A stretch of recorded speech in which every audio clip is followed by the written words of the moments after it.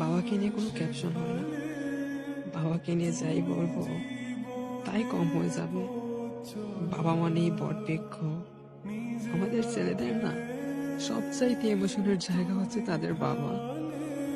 ছেলেরা তাদের বাবাকে অনেক ভালোবাসে, তবে কখনো মুখ ফুটে বলতে পারে না, বাবা আমি তোমাকে বড্ড ভালোবাসি, আমি তোমাকে খুব বেশি ভালোবাসি। আমি 18 বছর বয়সে এসেও থমকে যাচ্ছি, কিন্তু আমার বাবা 40-45 বছর বয়সে এসেও একটুও ক্লান্ত হননি আমাদেরকে সুন্দর একটা ভবিষ্যৎ দেওয়ার জন্য। দিন রাত অক্লান্ত পরিশ্রম করে যাচ্ছেন। বাবা, লাভ ইউ। আল্লাহ পৃথিবীর সকল ছেলের বাবাকে যেন ভালো রাখে, আর যাদের বাবা নেই তাদের বাবাকে যেন আল্লাহ জান্নাতুল ফেরদাউসের উচ্চ মাকাম দান করেন।